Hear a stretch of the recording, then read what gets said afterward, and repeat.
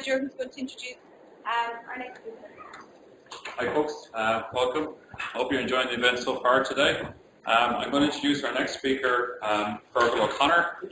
Fergal runs Happy Media in marketing, and he also has a spin-off company called buymedia. And buymedia allows people to basically buy our media campaigns that they want to run online. They also offer a number of different digital media services as well through their company. Fergal he's a client of ours in the iHub here in Mayo, and he's also a participant of the New Frontiers program. And the New Frontiers program for 2018 now is currently open. So if anybody's thinking of setting up a business or they have any kind of innovative idea for a business themselves, we'll be having an information session here in the iHub in Mayo on the 1st of March, and that's going on at 6:30, I believe, Tony. So just without further ado, I'd like to wish Fergal the best of luck and invite him to come on stage. Thanks.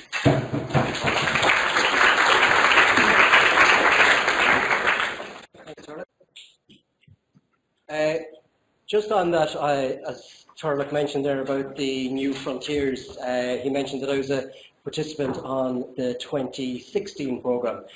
Just in terms of students, and I suppose maybe business people or entrepreneurs, is there many people in the audience here that are looking to maybe start a business or move into a different type of business? Maybe a show of hands just to give us an idea. We've got 1, 2, 3, 4, 5 maybe, about 5 people there. So could I ask those 5 people to contact me at the New Frontiers stand Thank you very much. And before I just get into kind of talking about myself and the evolution of marketing, I just also like to say there's a couple of people here that I think you should also talk to as well as Tony. You've got the Leo office who are here, who've been a great support to our business as well from the very start.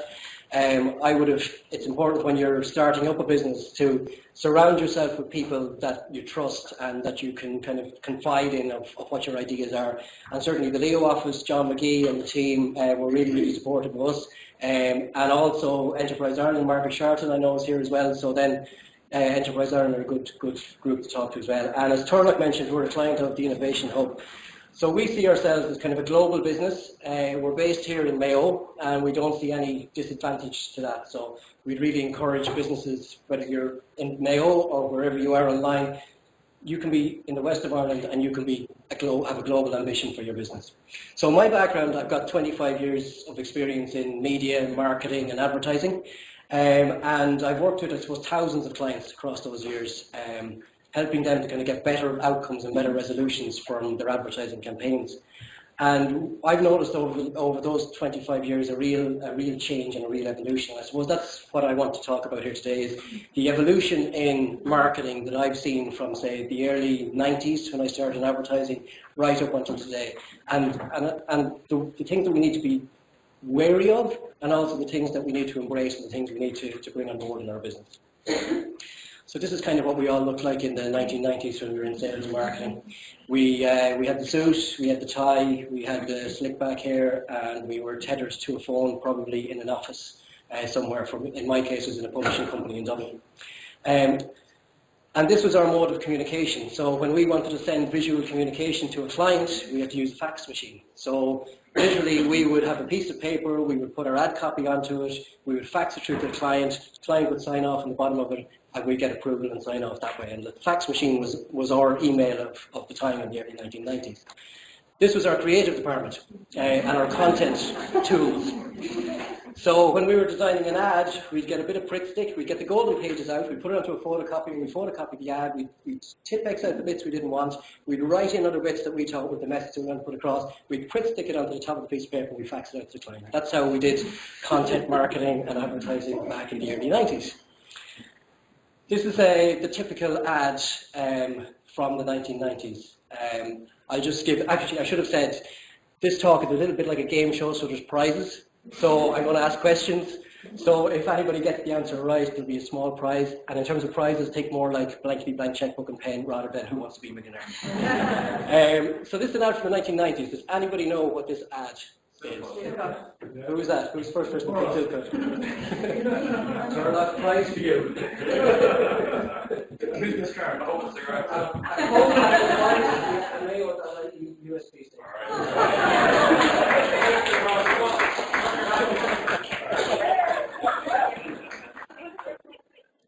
So that's what advertising looked like in the 1990s, because in the 1990s you were able to advertise tobacco up until 2000, where the ban on all sponsorship and advertising of tobacco products was banned in Ireland.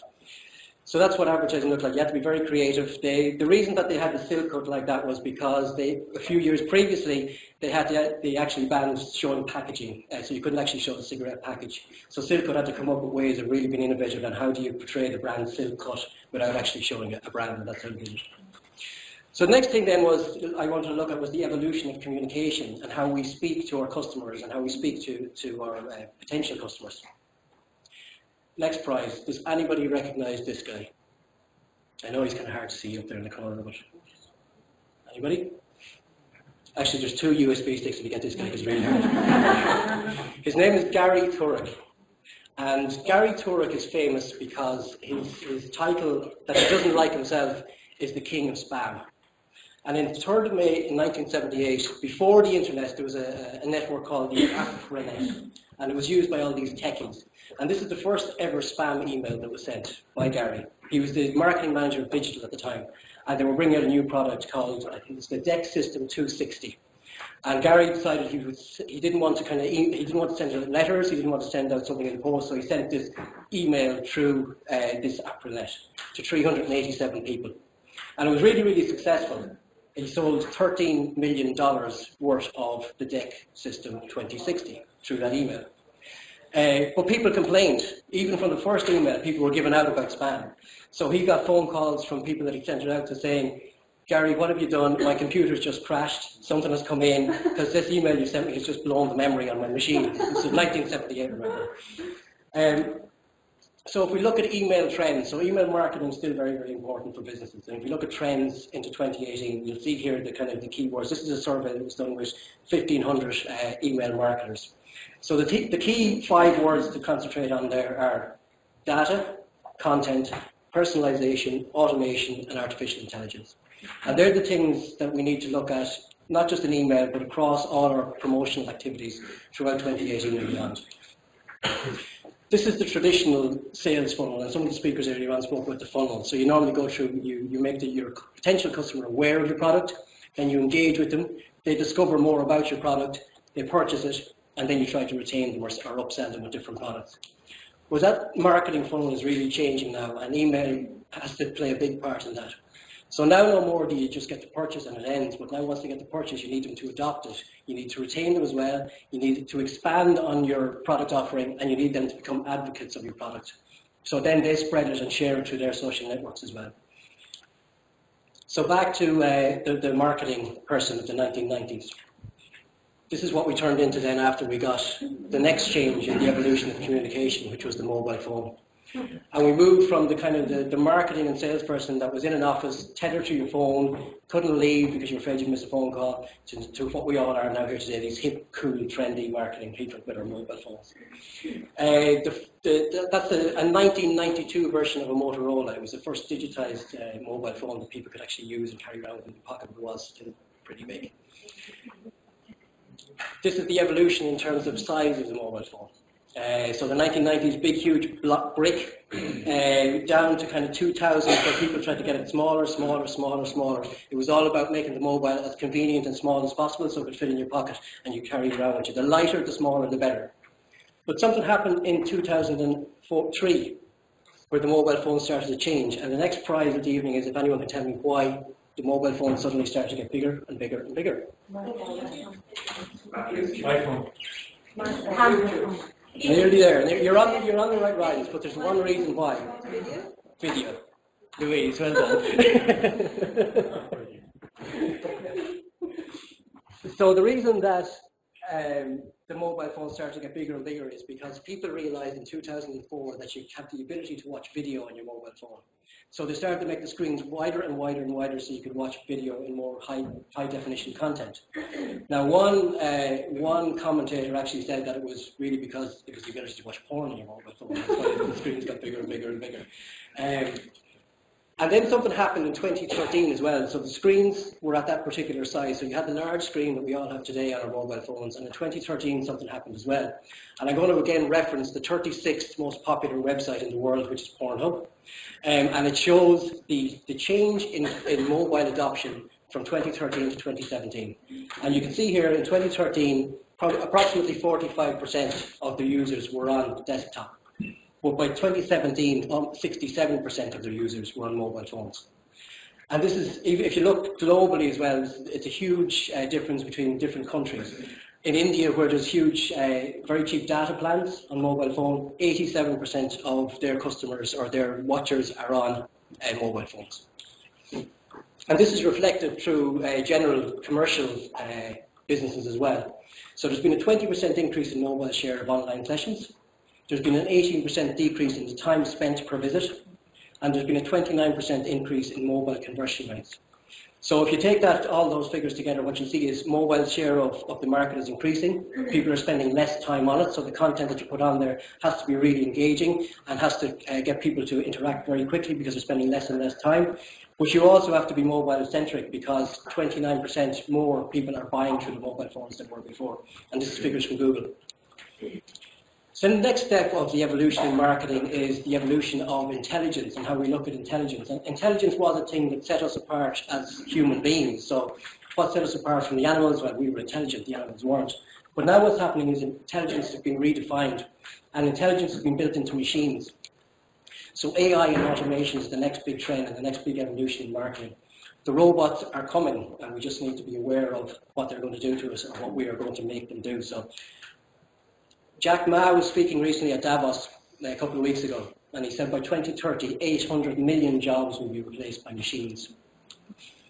And we're in an education establishment. Education needs to move from a knowledge-based teaching system because the machines are just smarter. So there's no point in us teaching our children, how to process information, how to process data, because the brain, with all its capacities, can't match the huge superpowers of supercomputers.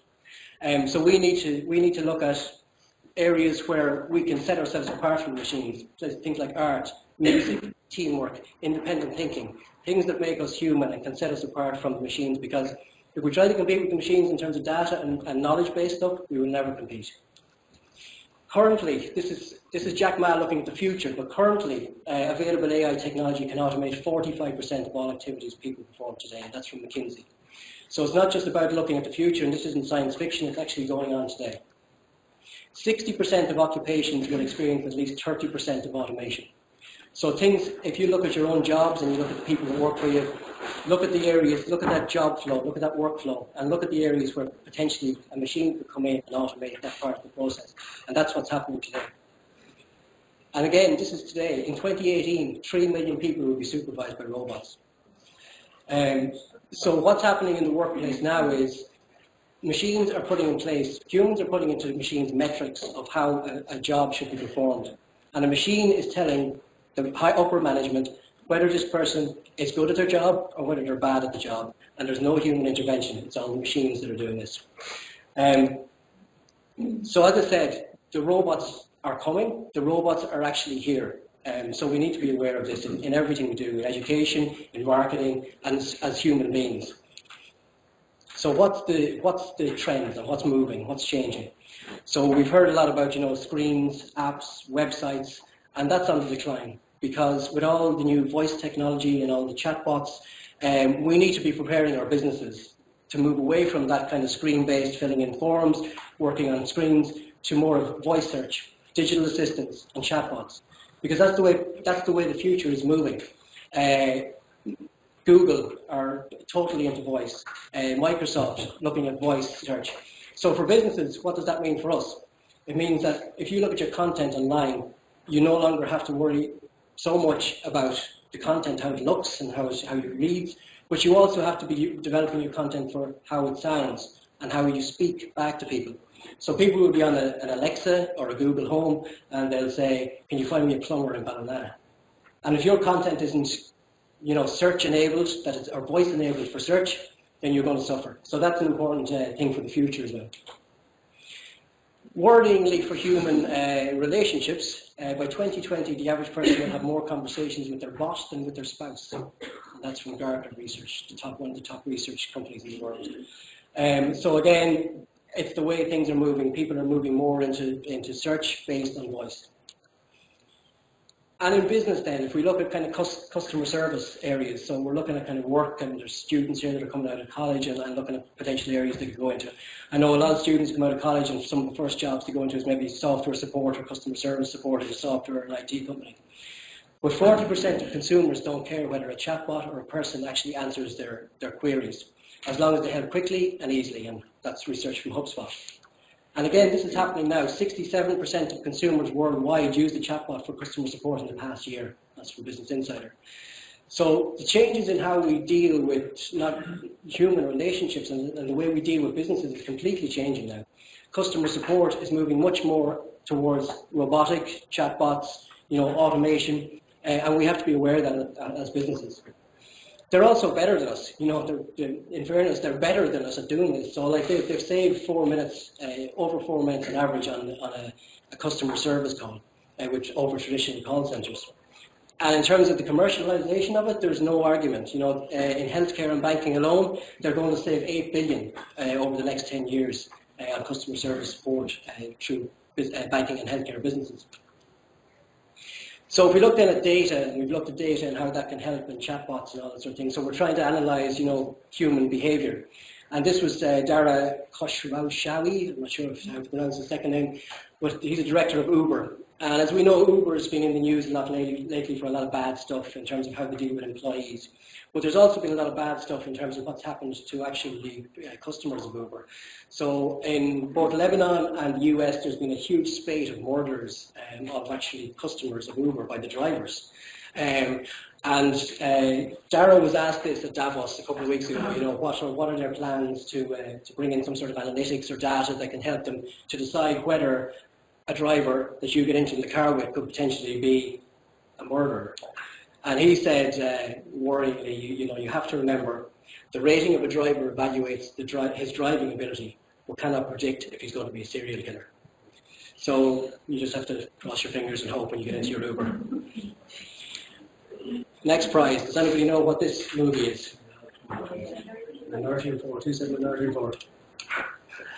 I'll pass that up there.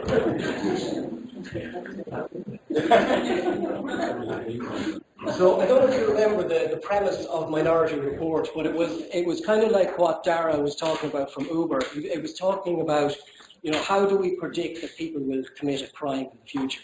So the premise was that, you arrested somebody who had done nothing at this particular moment in time, but they had the potential of doing something because they portrayed a certain types of behaviour that was going to make them commit crime in the future. So you take them off the street to protect the future races.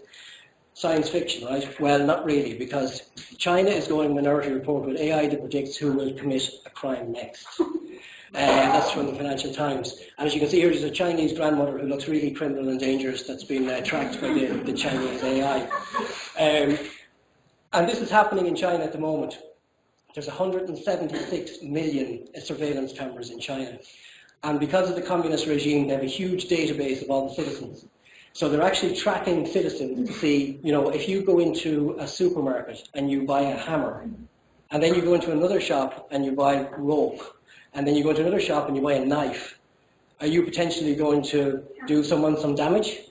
So they'll go and they're rating people on scores in terms of the danger and the things they could do to people.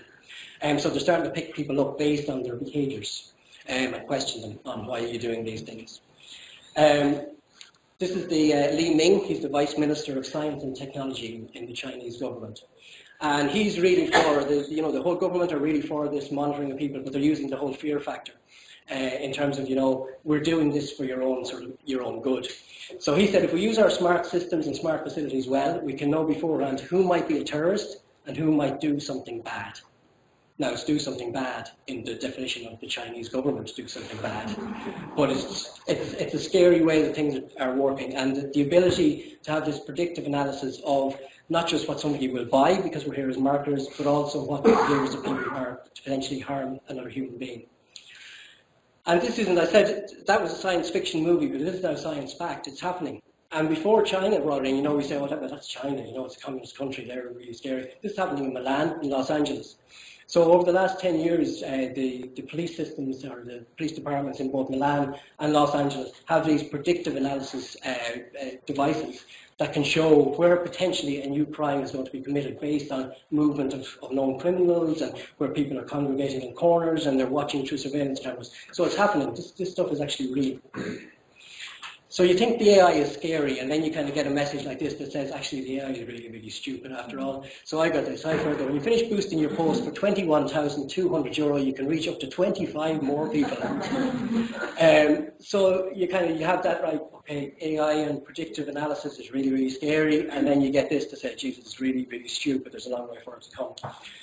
So let's look at the evolution of people. And as people, we all kind of see ourselves as very unique. We see ourselves as individuals, and we see ourselves as someone that, it's all inside our own head.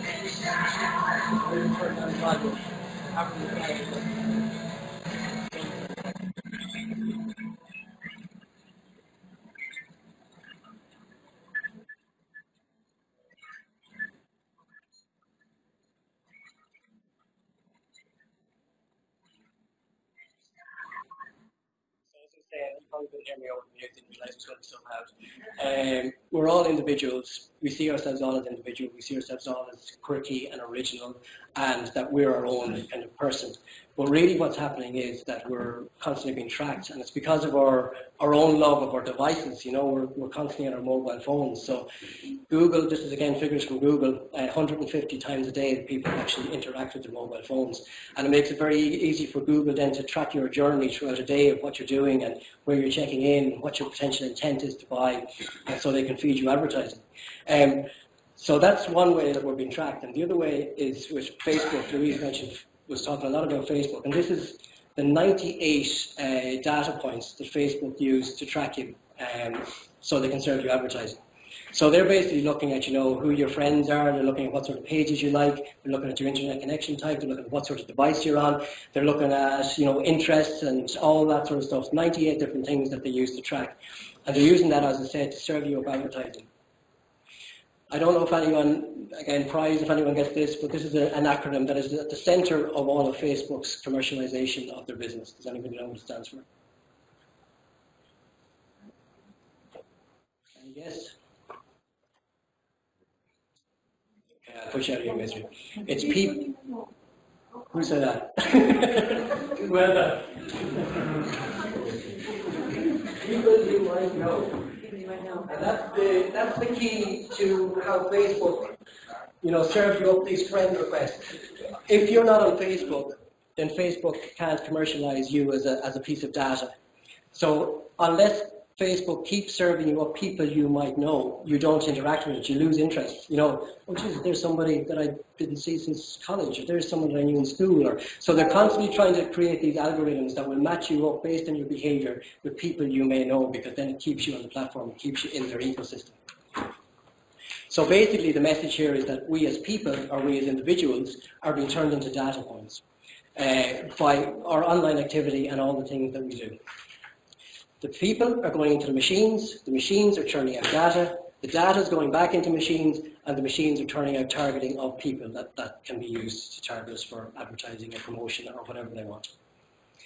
It's even keeping world leaders awake, and Angela Merkel said at Davos a couple of weeks ago, she said, who really owns our data? So when world leaders are talking about it, it's something of real concern. Tim Cook also said, CEO of Apple, he said, if you start using things on the internet and they're free, and you're thinking, isn't this great? I've got this free product, or I've got this free service. You're not actually the customer, you're the product. So they're giving you the stuff free because they want to use your data. So you're giving away your privacy and you're giving away your data. Also in the media business that we work in, the big thing is fake news. You know, you hear it all the time now. It's going on about like how can we trust what's coming through? How can we trust whether the news is real or fake? And also we were dealing with the issues of ad fraud. So you know, recently there's the Russian mob that faked hundreds and thousands of websites that didn't exist, diverted Google advertising traffic to those websites, and creamed off $3.5 million in advertising revenue over the space of a few days. So do you really know where your advertising is going? It's really, really difficult. So to have sort of a global trusted media partner is becoming more and more important for us as business people. Then we've also got the choices. You know, there's so many choices. Like Louise focused specifically on Facebook, but apart from that, you've got the traditional media, you've got marketing automation, you've got your websites, you've got your email, you've got text, you've got flyers, you've got Twitter. How would you decide what's best for your business? And that's really, really difficult. So what people tend to do is they tend to bury their head in the sand. So I don't know what to do, so I'll just hide until all this stuff goes away and I don't have to deal with it. But we have to realise that, you know, us as human beings anymore, we're limited in our knowledge. We're limited in the amount of stuff we can take into our brains. So there's no point as human beings trying to retain all this information because the machines are better, the machines are smarter. We've limited visibility and resources also. So we don't have time. We don't have time to look into everything. That's why we've got the likes of Louise, who's an expert in Facebook, who can tell us what things we should be doing and what we don't, because we just don't have time to do it. The machines see all, and they're seeing all the time. And also in terms of like, you know, talking to other people in this area. So like, can I talk to my local newspaper? Can I talk to my local radio station? Can I talk to Facebook? Can I talk to a website designer? You can't talk to everybody. It's impossible to get a full view of what's happening out there. So the machines are faster because we've got limited time as well. And this is kind of what a typical now what your customer is looking like. They're at the center of all these interactions with your business. So you've got your shop, where they come into the store. That's one interaction. You've got your website, you've got all your social media channels, you've got different devices, so they could be on mobile, they could be on tablet, they could be on a laptop. You've got TV, you've got newspaper, you've got books, podcasts. So there's so much stuff that your customer is interacting with from your business. It's really difficult for us as businesses to kind of be in all those channels and be expert in all those channels. But that's what's expected. We expect you, the business people, to understand all these channels and to be at the center of them and have content that is going to engage and attract customers to you. But again, we know we've limited knowledge, we've limited visibility and resources, and we've limited time. And we're also dealing with fake news and ad fraud. So what can we do? Well, we bury our heads back in the sand until everything goes away again. So that's, I suppose, where we come into the picture in terms of how we've tried to take all this information in terms of artificial intelligence, automation, chatbots, limited resources in terms of the businesses, and look at how we embrace the machine rather than fight the machine. Because there's no point in us fighting the robots, there's no point in fighting the machines, there's no point in fighting the superpowers of the computers, because they're going to win in terms of the knowledge base. So what we've done as a business is we've embraced this, and we started off as a media buying business, you know, a traditional media buying. So we go in and we plan and we procure, we manage and monitor an advertising campaign for a client. But what we quickly realized was that it's really, really difficult to do that at scale. So if you want to scale up a business, then you have to embrace the technology. So we've basically developed technology. And this is what we were looking at. This is what our customers were looking at. It was the frustration of doing all that planning, the management, the purchase and the monitoring of the actual campaigns. And what we found is when we went into kind of customer discovery, and as I said, we run the New Frontiers program, which was a really important development of the business because it helped us to discover, you know, the customer and talk to the customer, find out the pain points. And what we found was there was 18 frustrating steps to an uncertain outcome in advertising. So people were going through these 18 horrible steps that they had to go through every day of the week, and they were getting an outcome that they were unsure of or they weren't happy with. So I'm sure you've heard it before, but the definition of madness is doing the same thing over and over again and expecting different results, and that's what people do. They just say, you know, well, I've spent 100,000 of my budget this year in terms of my marketing and advertising. I have to spend 100,000 again next year. I don't know why, I don't know what I'm doing, but I have to do it. So they're doing this thing, they're in this loop of doing the same stuff over and over again and not getting any better results.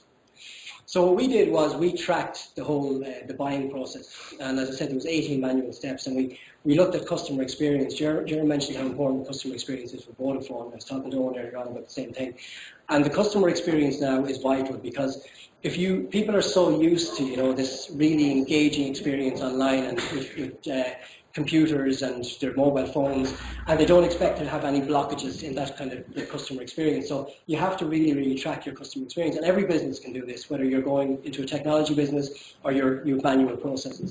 So we looked at different types of customers.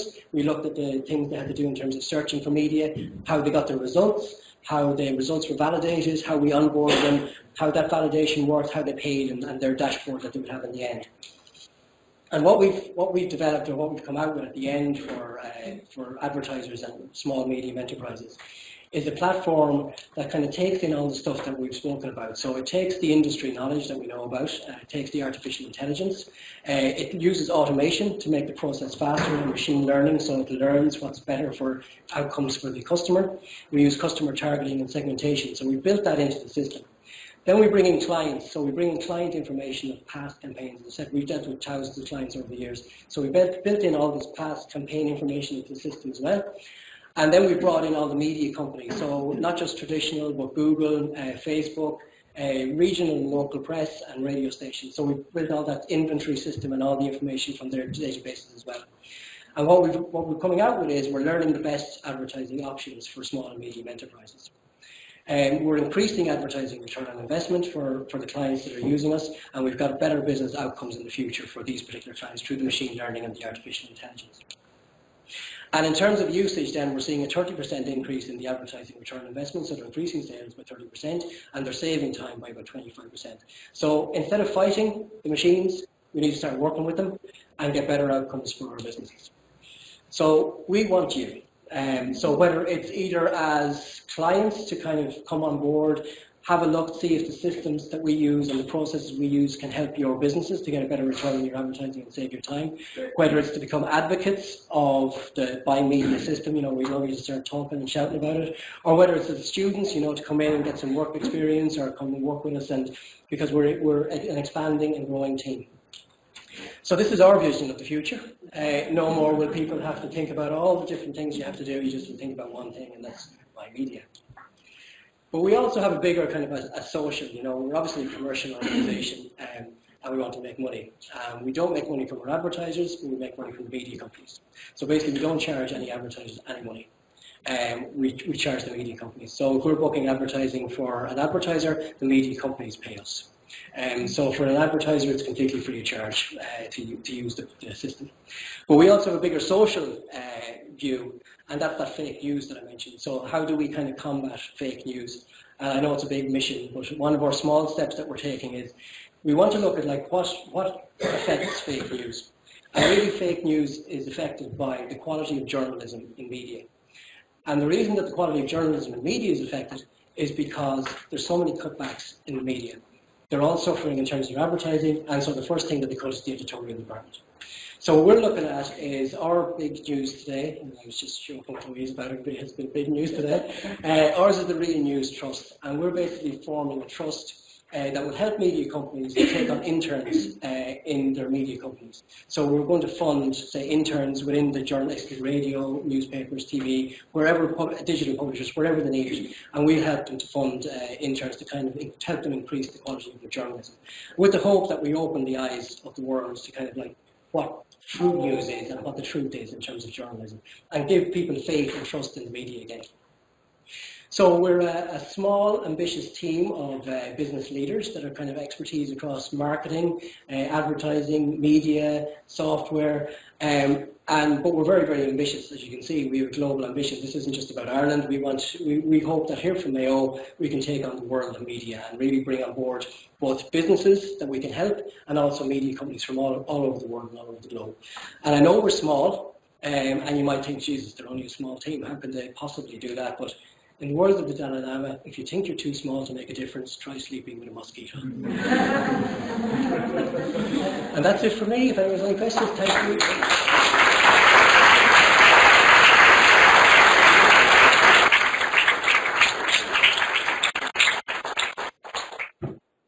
Okay, thanks, Fergal.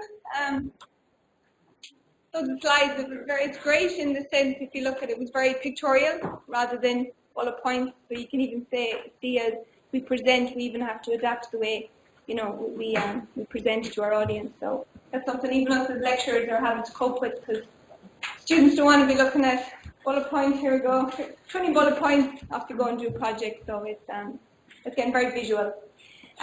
Okay, so if you have questions, make a note of them, and the panel will start after our last speaker. So for the guys actually who are co-hosting, okay, the CUAs out there in Letterkenny and Sligo IT and GMIT, hi, I hope you're still there. I'm just going to do a little twist of the camera just to show you. Sorry, that's quite close on me. I'm just going to show if all of you guys can give a wave to everybody remote. Okay, and we go back. Okay. Okay, so right, the chairs might not come down. So okay, so I'm going to just twist this round. And while I set up the camera again, I might just check in with Twitter and Louise and Sharon. You want to just give us an update how we? Yeah, I very well. So with some really good statistics so far, we have 123,000 impressions. So that means that we've been seeing the people Twitter feed all of that time. We've reached 56,000 people organically, which is excellent. And the best news of all, guys, we are trending!